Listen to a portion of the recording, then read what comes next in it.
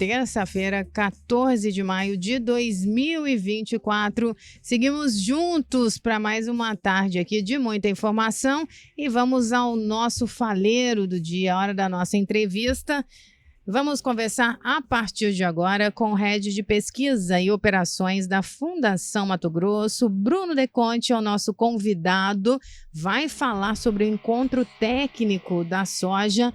Bruno, muito boa tarde para você, seja muitíssimo bem-vindo à CBN Cuiabá. Boa tarde a todos, muito obrigado, é uma satisfação poder estar aqui, eu agradeço pela oportunidade de falar um pouquinho do nosso trabalho. Nós que agradecemos a disponibilidade, um assunto tão importante para a gente debater, conversar, instruir, levar a informação para a nossa audiência aqui na nossa Cuiabania e para o mundo. Estamos ao vivo no YouTube, também no Facebook. Bruno, aqui a gente tem o bom costume diário de sempre aproximar os nossos convidados da nossa audiência. Eu vou pedir para você falar um pouco da sua trajetória, da fundação também, para quem não conhece, compreender um pouco melhor e assim a gente trazer os detalhes. Tudo bem. Bom, meu nome é Bruno Deconte, eu sou natural do interior de São Paulo, engenheiro agrônomo. Fiz a minha graduação, meu mestrado em Minas, depois fiz o meu doutorado em Piracicaba, sempre trabalhando com controle biológico. Trabalhei na indústria, na área de biotecnologia de sementes, trabalhando com insetos, com a parte de entomologia. E há 4 anos eu estou na Fundação e nesse momento como Head de Pesquisa e Operações. Fundação Mato Grosso é uma instituição privada sem fins lucrativos que começou suas atividades em 1993, quando aqui no estado do Mato Grosso ainda existiam poucas instituições de pesquisa e muita informação se faltava para a produção agropecuária no estado. E desde então tem sido uma parceira do agricultor e do pecuarista do estado de Mato Grosso, trazendo as recomendações necessárias para o desenvolvimento da atividade no estado. Perfeito, sabe tudo e mais um pouco, né, professor? Verdade. Ô, Bruno, quais são os nichos de pesquisa hoje da Fundação de Mato Grosso? Quais os tipos de cultivos que ela está atuando? Olha, quando a gente pensa nas culturas, as principais culturas, soja, milho e algodão. Mas também trabalhamos com culturas que são alternativas ao milho na segunda safra. Sim. Gergelim, pulses e outras culturas que podem ser alternativas. E também culturas de cobertura, que são importantes, por exemplo, no manejo de nematóides. Quando a gente pensa em áreas de conhecimento de pesquisa, hoje nós temos 9 áreas de conhecimento na Fundação. Sim. A gente passa pelas principais áreas de proteção de plantas, pragas, doenças, nematóides. Temos área de solos, pecuária, mecanização, tecnologia de aplicação, data science, fitotecnia. Enfim, são 9 áreas de conhecimento, são 14 pesquisadores e 5 unidades experimentais de campo no estado, mais em Rondonópolis, estrutura de casa de vegetação e laboratório. Rodamos em torno de 1.000 ensaios ao ano, entre laboratório, campo e casa de vegetação. Então, eu diria que hoje existem poucas coisas dentro do estudo agronômico que, através da Fundação e das parcerias com outras instituições, a gente não consiga dar vazão.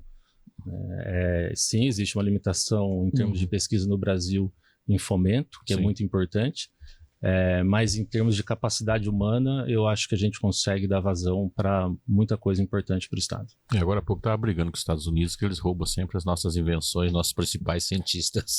Sim. E na área da agricultura parece que está tendo um voo para lá, né? Muito forte. Existe, tenho vários colegas brilhantes que trabalham no Brasil, mas também tenho vários colegas brilhantes que trabalham fora do Brasil.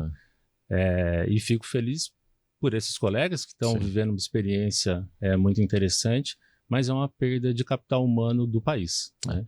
Eu tive num evento, foi esse ano, com certeza, nós já estamos quase com 200 dias, 150 dias desse ano, foi esse ano, aonde foi dito que em 10 anos o maior produtor de trigo do Brasil será o Cerrado, e principalmente o Cerrado Mato-Grossense. Você vê realmente essa possibilidade? Tem avançado variedades de trigo para cerrado. Né? Então não é algo que me surpreenderia. Eu não tenho, honestamente, um embasamento técnico sólido para te dar uma posição clara em relação a isso. Mas se a gente pensar no próprio histórico da cultura da soja, que hoje a gente tem 12 milhões de hectares no Brasil. Ou da uva, né? No Cerrado, que já avançou bastante. O próprio café no Cerrado, café irrigado no Cerrado mineiro. Né? Então, Quando a gente tem capital humano e a gente tem investimento em pesquisa, os limites são poucos do que a gente pode fazer em termos de agricultura, lógico, dentro de uma expectativa realista, né? Então, o trigo eu vejo que sim, e outras culturas podem ser adaptadas, e o melhoramento genético já comprovou isso através de outras histórias de sucesso na agricultura. O que é o Pulse? Pulse, talvez a forma mais simples de explicar são alguns grupos de feijões. Pulse se refere ao tipo da cápsula da planta onde está contido o grão. Plantas que têm aquele tipo de estrutura são consideradas culturas pulses. Quando a gente vai olhar para as pulses, né, você vai ter muitos desses feijões, mas algumas outras culturas também, como o grão de bico, e que acabam se agrupando dessa forma. Tá? E no Mato Grosso constituem de importantes opções de segunda safra em relação ao milho.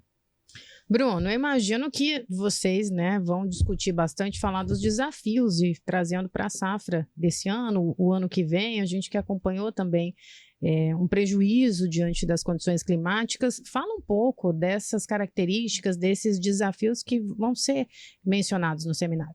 Sim, essa safra foi especialmente desafiadora em termos de questões climáticas, né? A gente teve chuva no início da época de plantio e que, recordando, foi antecipada em 15 dias nessa safra. E depois teve um corte dessa chuva importante no mês subsequente ao plantio, o que fez com que a área plantada inicialmente sofresse muito. Então, quanto mais cedo se plantou esse ano, mais se perdeu em produtividade. Tem uma época do ano onde já se normalizou essa chuva que a perda foi menor. Então, conversando com agricultores, eles relatam que tiveram áreas de 10 sacos e tiveram áreas de 60 e alguma coisa, até 70. Mas, na média, o estado ficou em torno de 55 sacos por hectare, que é uma média inferior ao que a gente teve no ano passado, que representa uma queda de quase 9 sacos por hectare na média de produção do estado. O que, quando a gente fala em Mato Grosso, reflete no estado como um todo, né? Na economia como um todo. A arrecadação de impostos, são inúmeras outras empresas e negócios que têm a sua atividade muito relacionada ao resultado do agro. Então, foi especialmente desafiador e nós vamos discutir no primeiro painel de mercado e clima pelo aspecto climatológico, agrometeorológico, mas também pelo aspecto econômico e com o produtor na bancada que mostra a visão de quem passou por essa situação. E vocês vão receber palestrantes de fora? Como é que você pode trazer detalhes já dessa programação para a gente?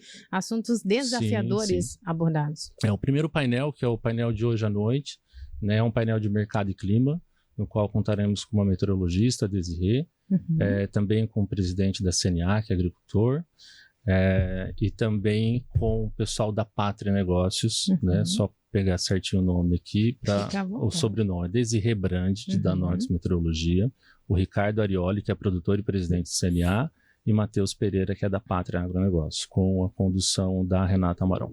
Amanhã tem também. Amanhã tem também, o evento ele vai até o dia 17, na hora do almoço. Então serão muitos profissionais. Sim, são 2 dias completos e, digamos, 2 meio-dias, né? Hoje à noite e o último dia até a hora do almoço, e os 2 dias do meio, 15 e 16, é o dia inteiro, das 8 às 6. Vamos aproveitar e passar essa programação? Podemos. Quem está ouvindo, que já se interessou, reforçar o local, começa hoje. É importante, a gente alcança aí o interior também. É presencial apenas, híbrido? Ele é híbrido, ele começa hoje, 7 horas da noite, no Hotel Granodara aqui em Cuiabá, para quem vai atender presencialmente. Ele também é transmitido ao vivo de maneira online. No dia de hoje, o painel de abertura é esse painel que eu comentei de mercado e clima. A partir do dia de amanhã, a gente tem os efeitos do El Niño na safra 23-24 no estado do Mato Grosso. Esse é um painel bastante interessante porque a gente tem um representante de cada região. A gente tem um agricultor de cada macro-região do estado, trazendo todos os resultados de sua propriedade, da propriedade que é tomador de decisão. Teremos também um painel que vai abordar a questão do perfil do solo, tanto da parte de estrutura física, química e biológica do solo, em relação a tudo que pode promover em termos de resiliência em anos desafiadores como esse. Teremos um painel de manejo de nematóides também, e a respeito de novas estratégias para controle desse importante problema. A gente vê como o problema fitossanitário da próxima década mais importante, eu acredito que serão nematóides. de tudo que a gente vê, principalmente pensando em sistema soja-algodão, que é fundamental para o estado, nematóide vai ser cada vez mais importante. Né? Também falaremos do panorama atual e futuro de plantas daninhas, do panorama de ocorrência de pragas em ano de El Niño. Então a gente olha para dados de outros anos de El Niño e compara com o que a gente tem visto nessa última safra. E teremos o painel de doenças foliares e podridão de grãos, também conhecido como anomalia, que é um problema que ainda tira o sono do agricultor. E para fechamento, um painel a respeito de logística, desafios e oportunidades no Mato Grosso, com o Edson Vaz, que é diretor executivo do Movimento Pro Logística de Mato Grosso, e com o Guilherme Penin, que é diretor de Relações Institucionais e Governamentais da Rumo. Um timaço aí de super profissionais e trazendo o produtor para a roda de conversa, né? Achei muito interessante de cada região trazendo as suas informações, a sua vivência, os seus resultados. Para quem nos ouve agora, que deseja participar, ainda é possível, Bruno? Nós encerramos já as inscrições presenciais, porque a gente teve a limitação por espaço, e as inscrições online a gente encerrou no dia de hoje, porque precisa fechar o processamento para garantir a transmissão agora à noite. E o público, Bruno? Exclusivamente agricultores, estudantes, que público que está? O público, ele é muito focado num público tomador de decisão dentro de uma propriedade. Produtor, consultor, gerente de fazenda, grandes grupos de produção, né, grandes empresas de produção agrícola enviam seus técnicos, seus gerentes. Então, o perfil é um perfil de pessoa que está tomando decisão lá na ponta. E esse é o foco do evento. Ele não é um evento de cunho acadêmico. Todas as informações são técnicas, geradas com extremo rigor científico, mas eu não vou lá abordar, por exemplo, a modelagem estatística de um trabalho que gerou aquele resultado. Eu vou lá abordar a tomada de decisão do agricultor mediante aquele resultado que foi gerado. E vocês estão recebendo de todo o país as pessoas que vão participar? Sim. Como tem a transmissão online, eu vou até trazer os números que eu tenho de cabeça do evento do ano passado, porque desse ano a gente vai fechar hoje. O ano passado foram 15 estados, 135 municípios, 12 milhões de hectares de soja representado. Hoje você pensando que a área de soja no Brasil 44, mais ou menos, é uma representatividade bastante expressiva do que é o sojicultor brasileiro. Mais de um quarto, né? Bruno, você falou aí da questão climatológica, né? No momento onde a questão do clima no Brasil deu um susto em todo mundo, que é a questão do Rio Grande do Sul. Que eu vou fazer a pergunta, sou leigo, não... A minha área é filosofia, não é clima. Filosofia e ciências políticas não tem a ver com o clima, né? Então tem todas as dúvidas que todo cidadão fora desse ambiente tem, né? Mas assim, a gente acompanha no Rio Grande do Sul, por exemplo, já está ali 2 décadas que há uma discussão muito grande no Rio Grande do Sul sobre a questão do clima.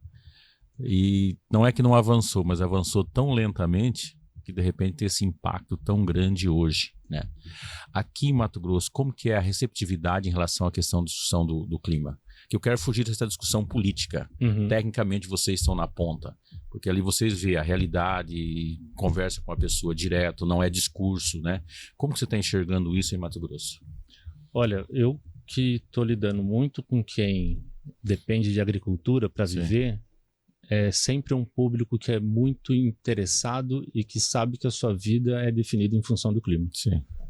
Então, o agricultor e todo mundo que depende da agricultura precisa de chuva na hora certa, na quantidade certa. Se tiver na quantidade certa na hora errada, também às vezes não resolve para a produção agrícola. Então, o público é muito preocupado e muito receptivo em relação a mudanças climáticas, seja elas quais forem, porque vai afetar a produção agrícola do modo geral. E safra nunca é igual. Quando a gente fala, começa a chover essa época, para de chover mais ou menos essa época. Você tem essa linha geral, mas é só olhar o histórico de cada ano.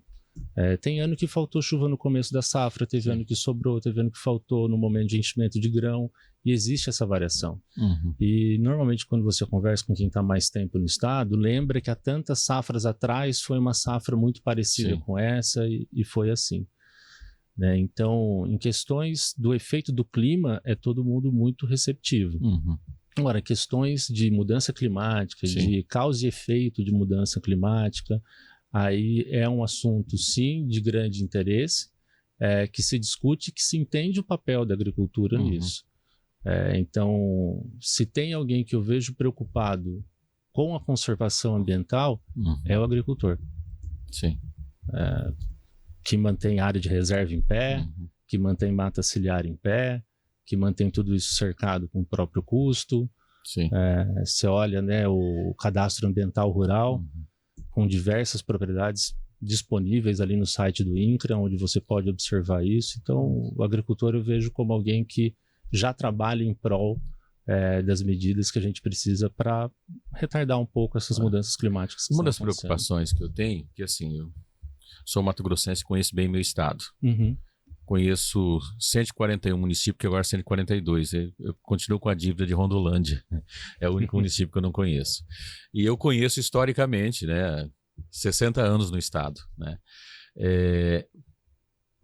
Não, agora eu não vejo mais isso, mas foi muito forte nos anos 90 e bem no início dos anos 2000. As pequenas fontes, as pequenas nascentes de água foram todas tapadas para a produção, né? E eu estava olhando uma matéria sobre o Rio Grande, né? Onde estão derretendo as montanhas, também aconteceram isso. Para plantar, deixou ali esse local, modificou a questão do solo. Embora a gente tenha uma topografia completamente diferente do Rio Grande, que também conheço, estudei 2 anos no Rio Grande, um mato-grossense lá, mas fui justamente naquela região alagada ali de Porto Alegre, estudei na PUC lá, que está muito próximo daquele local que está alagado, né? Percorria tudo ali. Então, assim, não dá para comparar a topografia gaúcha com a daqui completamente diferente. Mas isso, de uma certa forma, traz uma preocupação. E justamente por ser leigo, tem hora que mistura as informações e a gente não sabe definir muito isso. E o que acontece? Se discute hoje a questão do vazio sanitário. Qual o impacto do vazio sanitário se diminuir ele em relação à questão ambiental? Em relação à questão ambiental, porque a gente também tem que diferenciar vazio sanitário de calendário de plantio, né? Então, pensando no vazio sanitário, período sem soja no campo. Exato. Tá? Se você pensar que é um período apenas sem a cultura da soja no campo, mas que podem ter todas as outras culturas, ele não tem nenhum impeditivo em termos de atividade agrícola. Então, eu não vejo, assim, não teria uma agora, relação. de bate-pronto, uma relação direta do vazio sanitário com uma questão ambiental, de conservação ambiental. Porque você pode ter qualquer outra cultura ali na área que não seja soja. Tá? Essa informação é importante porque quando você não tem informação nenhuma, a primeira informação parece verdadeira. E eu fiz a pergunta de propósito. Ontem estava vendo uma matéria, né? E a pessoa estava dizendo justamente isso. Eu fiquei pensando qual que era a lógica entre esses dois fatores. Que no Cerrado, Centro-Oeste, não falar de Mato Grosso, né? Devido a essa questão de diminuição do tempo, de vazio sanitário, tá? E alterar a questão do clima, eu fiquei pensando, mas o vazio sanitário que eu entendi até hoje, tem gente que planta braquiária, planta outras coisas, tá? Para deixar nesse período vazio, não é isso? O vazio sanitário, ele é voltado para uma questão sanitária exclusiva, da cultura. Da cultura. O vazio sanitário da soja existe por causa da ferrugem da soja. É um período sem planta no campo, porque a planta é inóculo do fungo, que é a ferrugem. Então, o vazio ele é voltado para uma questão de controle sanitário da cultura. E como pode todas as outras culturas, eu pensando aqui de bate-pronto, não vejo motivo nenhum para ter algum impacto em questões ambientais. Se eu que venho do campo da pesquisa fiquei confuso, eu imagino o cara que só toma Coca-Cola e ouviu isso. Vai ser um problemão na cabeça. Nesses momentos sai tanta informação atravessada que eu fiquei com essa questão. Falei, qual que é essa relação que estabeleceram? E esse é um aspecto que eu trago muitas vezes quando vou falar de sustentabilidade no agronegócio. Que é a questão de saber o que é de fato e o que não é fato hoje. A gente é bombardeado por informações que muitas vezes você lendo parece algo bem estruturado, algo verossímil, mas que a hora que você olha não tem fundamento. E na correria de hoje a gente vê tanta coisa, mas checa tão pouco, que é difícil a gente saber se o que a gente está vendo é verdade mesmo ou não. Com certeza. E a entrevista na TV Senado. Fiquei preocupado com isso.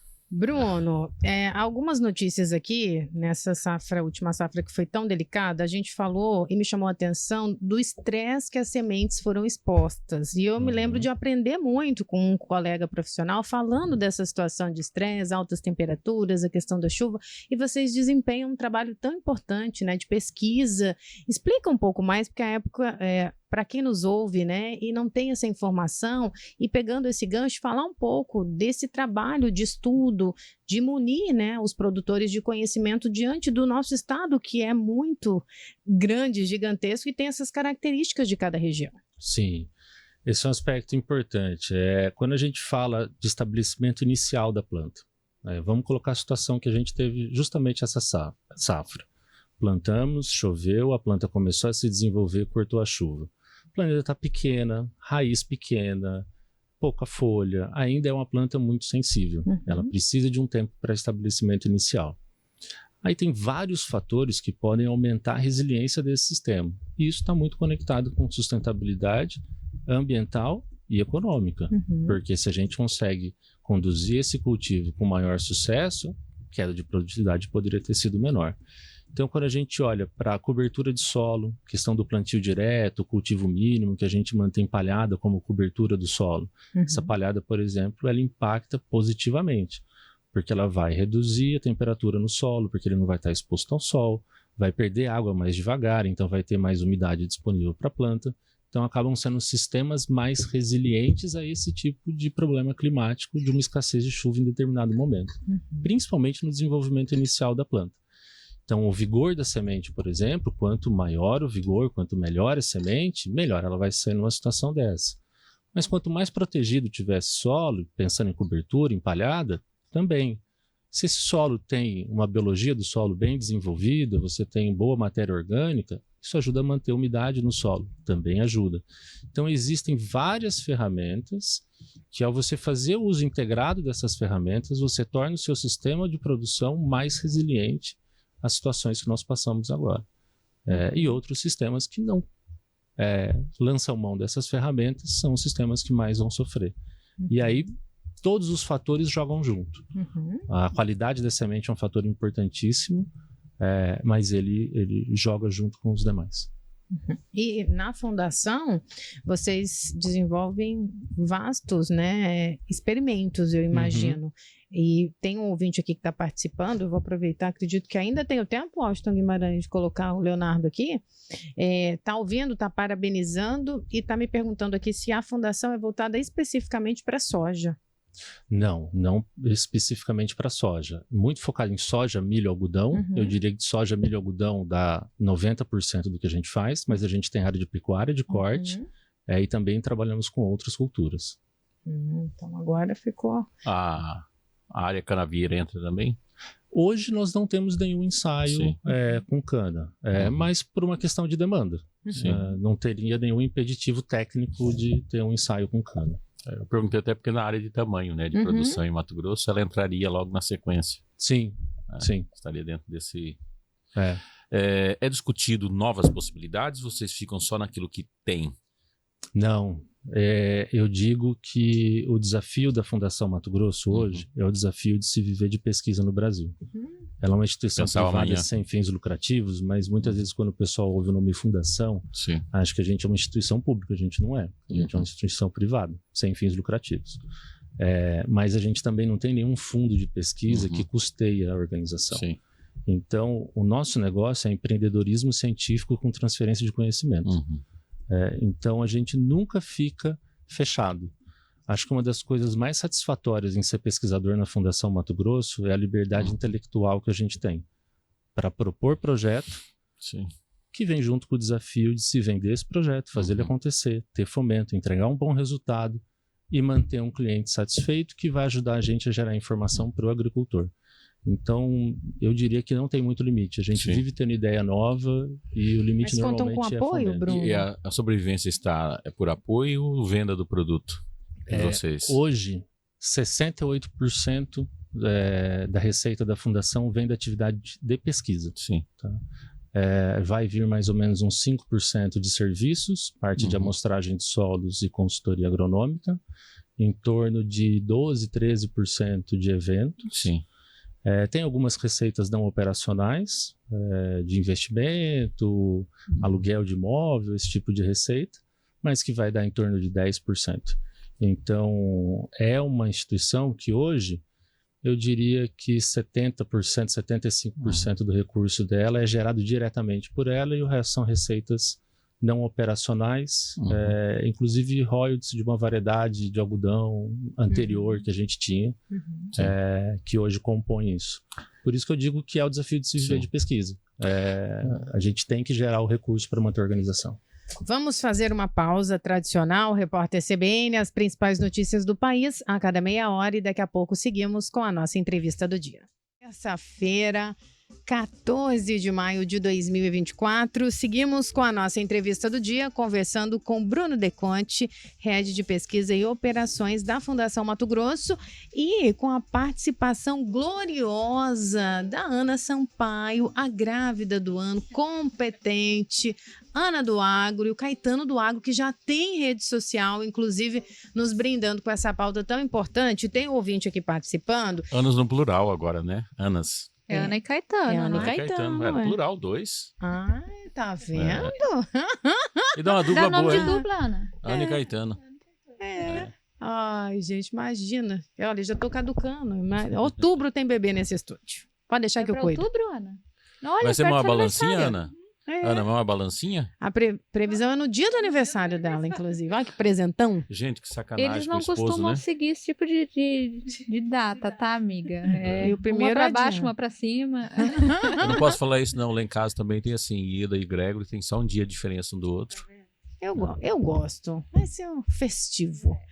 Olha só, a gente está falando Economiza.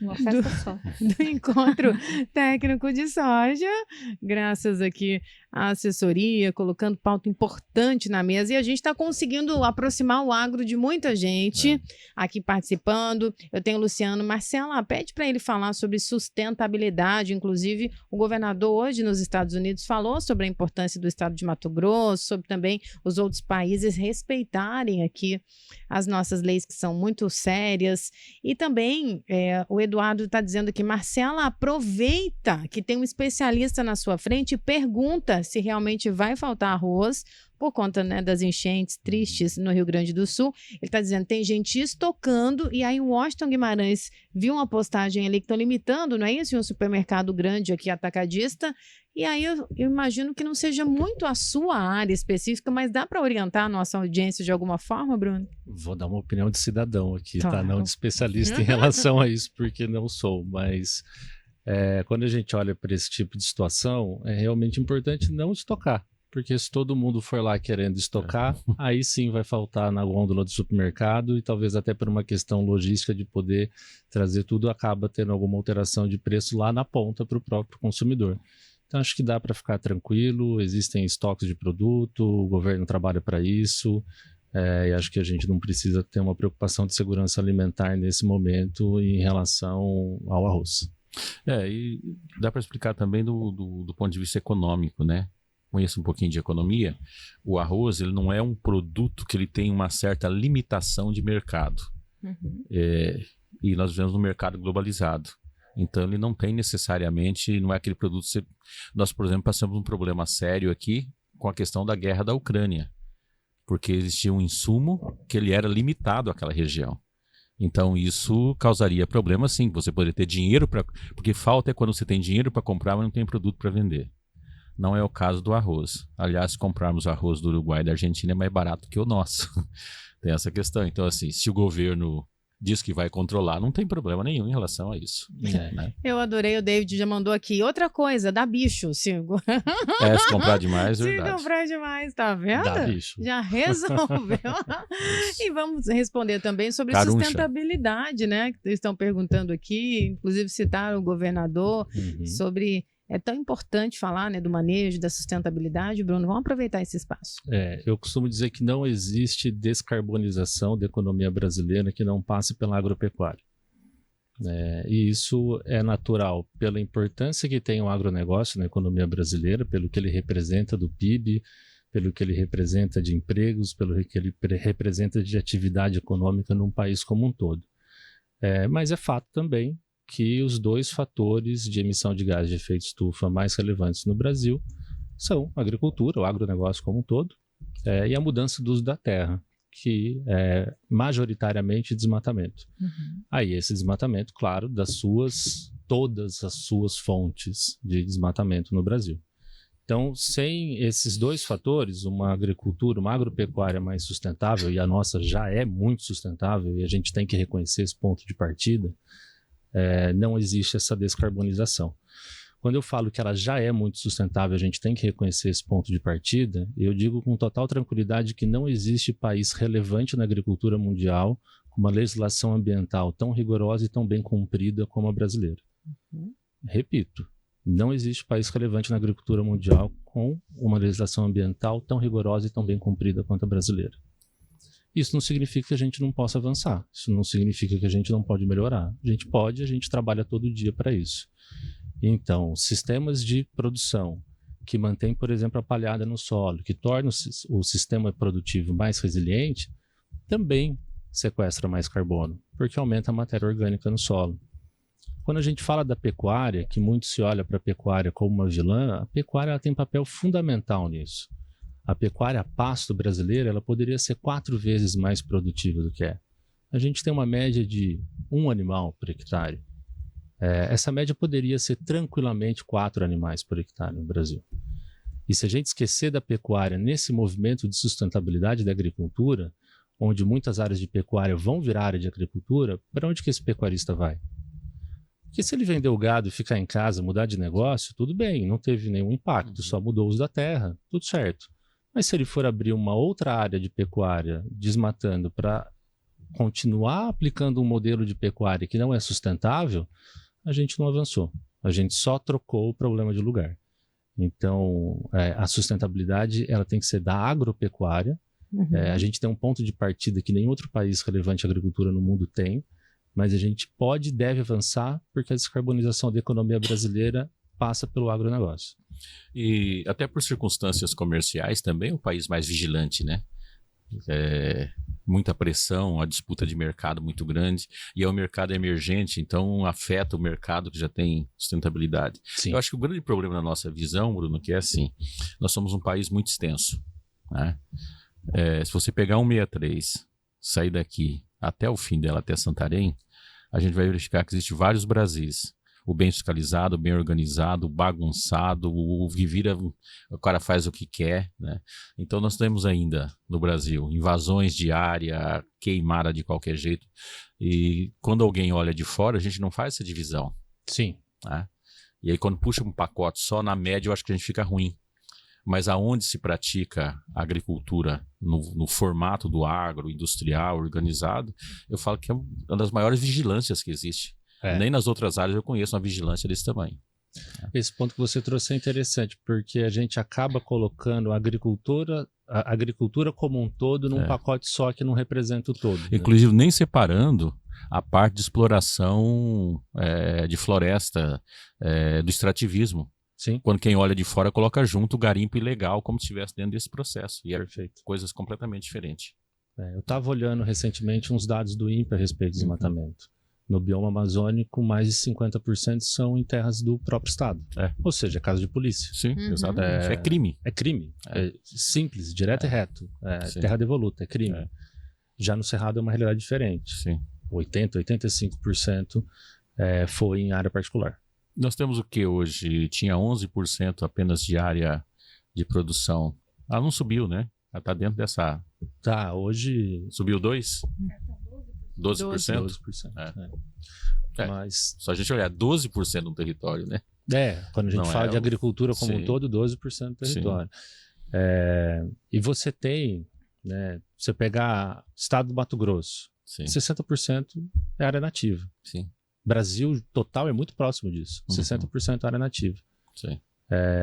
25% disso está em área privada. Né? A gente tem mais área de reserva dentro de área privada de agricultor do que a gente tem em todos os parques, todas as reservas indígenas, tudo junto. Mais ou menos, dá 13% cada um.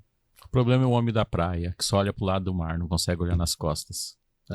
Isso é um problema Mas seríssimo. é importante o Bruno esclarecer, porque apesar de uma legislação muito rígida, séria, é um país e um estado que, entre aspas, aí, acaba apanhando muito e precisa prestar esse esclarecimento, e muitas vezes eu vejo que mostrar como é na prática para as pessoas que estão de fora. E eu digo isso enquanto jornalista no meio ali, principalmente de colegas de fora. A Ana deve viver isso sempre.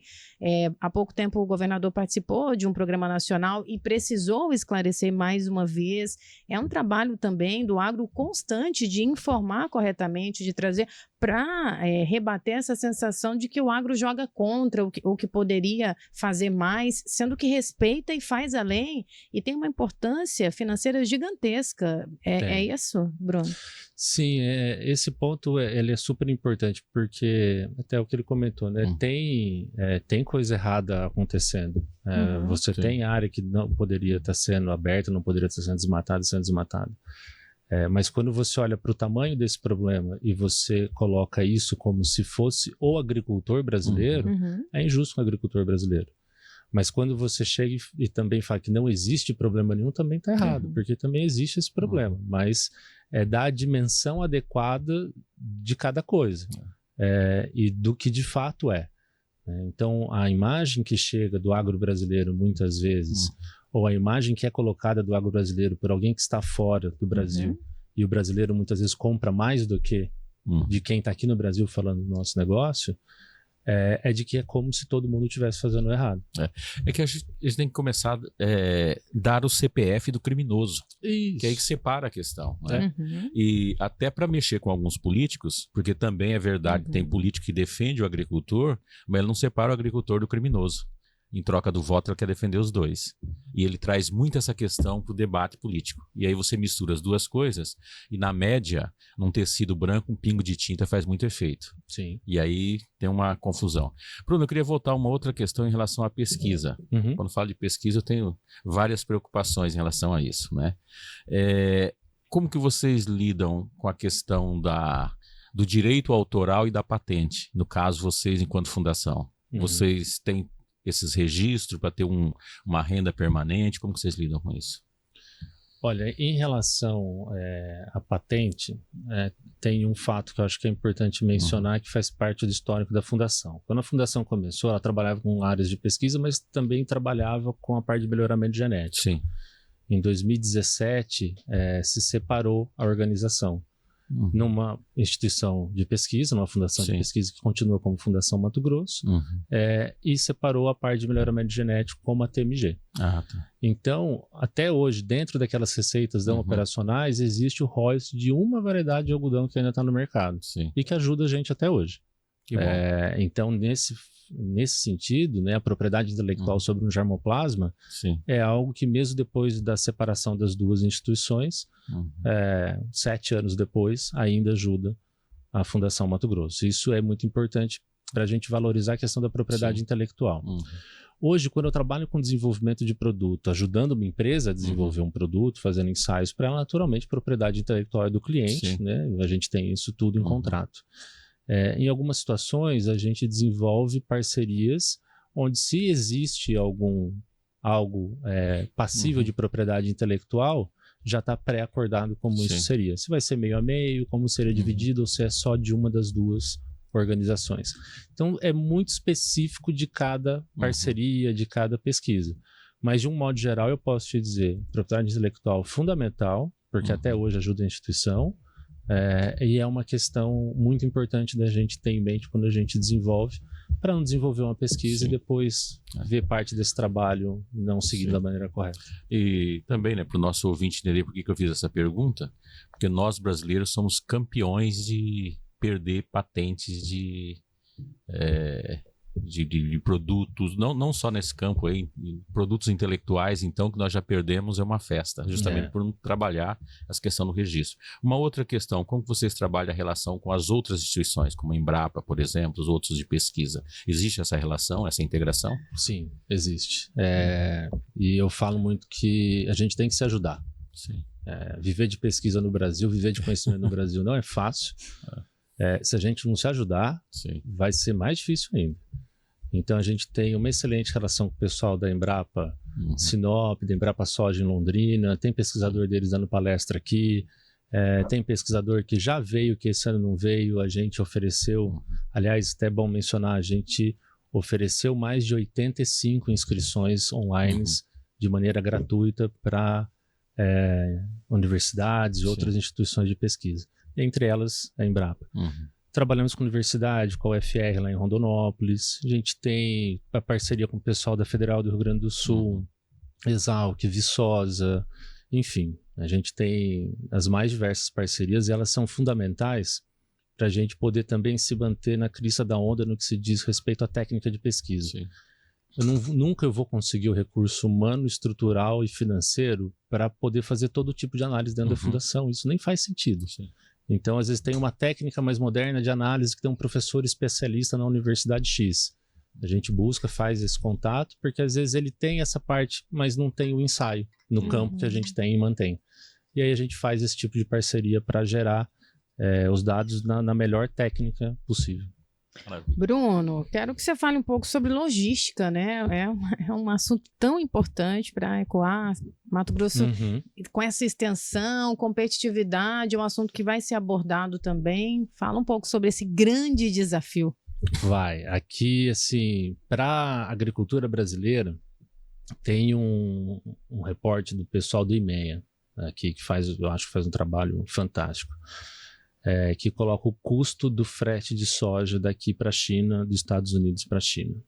E comparando daqui, tanto indo por Santos quanto por cima, aqui por Miritituba. O nosso frete é o mais caro. De longe, de longe, de longe. Eu vou chutar que eu não sei se eu lembro de cabeça certinho, mas se eu não me engano era em torno de $60 a tonelada nos Estados Unidos e $110 no Brasil. Caramba! Quase o dobro. Então, o nosso custo logístico é imenso, né? Então, você tem projetos de linha férrea aqui no estado de grande importância, privados, que eu, rodando aqui o estado, você vê as obras acontecendo, que eu acho que vai ter um impacto assim, fantástico para o estado. E a gente também tem notícias de projetos federais, né, do governo federal, que seria fantástico para o estado também, levando até o porto de Miritituba. Então teria um ganho em competição logística imenso. Eu não tenho muito tempo de Mato Grosso, eu tenho 4 anos de Mato Grosso, e quando eu cheguei aqui e vi que a 163 era simples, eu não consegui entender até agora, 4 anos depois, como é que aquela rodovia é simples. Aquilo tinha que ser pista tripla, quádrupla. Não pode, naquele eixo ali de Nova Mutum a Sinop já tem mais de 500 mil pessoas. Agora o trabalho está acontecendo lá de forma mais célere. Agora, felizmente, a gente está vendo. Mas... uma década e meia de atraso, né? E mesmo assim... Vai ser uma pista só, né? A mais. Eu que percorro... Eu acho que vai ser uma só. Eu que percorro ela há tantos anos, né? Ela já vai concluir com um número superior de veículos do que suportaria. Ela teria que já ter mais pistas. Ou seja, ela já vai sair defasada. Já. E precisou o Estado porque fazer, tem uma né? questão. A hora já existe isso, mas ela está duplicando para ir para Miritituba, né? O que vai acontecer? O que vai ser feito até agora vai até a Sinop, mas possivelmente consegue levar até Guarantã. Só que lá no Pará já é problemático. E Rondônia e o Acre vai começar a descer para cá. Parte de Rondônia já desce, vai ficar mais fácil. Então, à medida que ela for aumentando, vai aumentar também o fluxo. E hoje já é insuportável. Então, assim, é uma loucura. É uma solução, né? É necessário, não tem nem como discutir necessário, isso, né? mas já é menor do que ela cenário, precisa. O cenário é preocupante. Época de colheita de soja, plantio de milho, quando a gente tem que rodar ali, eu confesso, eu fico preocupado com as pessoas, com todos que estão na rodovia, especialmente com as pessoas que a gente nesse trecho entre Nova Mutum, vamos até pegar Diamantino junto aqui, embora ela pega só um pedacinho. Nesse trecho entre Diamantino e Guarantã, pegando o pessoal de Alta Floresta, daquela região, não existe mais ninguém que não teve um conhecido ou um parente que morreu nela. Isso é fato. Qualquer pessoa que você conversar, você perguntar, ele vai citar alguém que tinha alguma intimidade com ele, que já perdeu a vida ali. Então, assim, é uma É uma coisa, não é só questão de produção, não. É uma questão de vida. E é justamente onde a facilidade deveria existir, na estrutura, por conta da demanda. Mas enfim, 15 horas e 27 minutos, a gente caminha para o fim. Eu vou pedir para você, Bruno, ficar à vontade para as considerações. Se faltou algum assunto, eu sei que é muito técnico também, fique à vontade. Se quiser reforçar sobre o evento, portas abertas para que a gente possa colocar mais vezes esse assunto na mesa. Fiquei sabendo que a fundação fica na minha terra do coração, que é Rondonópolis, está estrategicamente posicionada, e volte mais vezes para a gente falar sobre pesquisa, sobre o agro. É muito importante para a nossa audiência. Bom, eu só tenho a agradecer a vocês pela conversa, a todos que estão nos ouvindo. É uma satisfação poder falar um pouquinho do trabalho de uma instituição tão importante para o estado do Mato Grosso. Convido a todos para acompanhar o nosso evento e agradeço também esse estado maravilhoso que me recebeu a minha família com tanto carinho. A gente é muito feliz aqui e é muito, muito bom poder trabalhar como engenheiro agrônomo no Mato Grosso, principalmente com pesquisa num estado que é mais representativo em termos de agricultura do que grandes players, do que grandes países que estão no meio. Então, é isso. Muito obrigado. Imagina, a gente que agradece. Desejamos, não é, professor Júlio, muito sucesso no evento. Isso. E depois você já tem a melhor assessoria. Faz um balanço e manda para a gente. A última perguntinha. Está no 14º, né? 24º. 24º? Eu não contei o X lá. 2X tem. Tem 2X. 24º. Cada um tem um tema direcionado ou é aberto em tudo? A gente acompanha a safra. O que manda é a safra. Então já deixa eu te perguntar o que é nematóide. Nematóide, bem rapidamente, é um vermezinho bem pequenininho que ataca a raiz da planta. Então ele é ruim. Péssimo. Ele é do mal. Você tem os bonzinhos, O nome mas desse o não que ia a ser gente bom, vai né? falar lá são os que se alimentam de plantas e que é um sócio do produtor que tira sorrateiramente a produtividade dele. É a giardia. Quando eu quiser ofender alguém, já sei agora, não é, Bruno? Fica nematóide. Obrigada pela Obrigado, participação.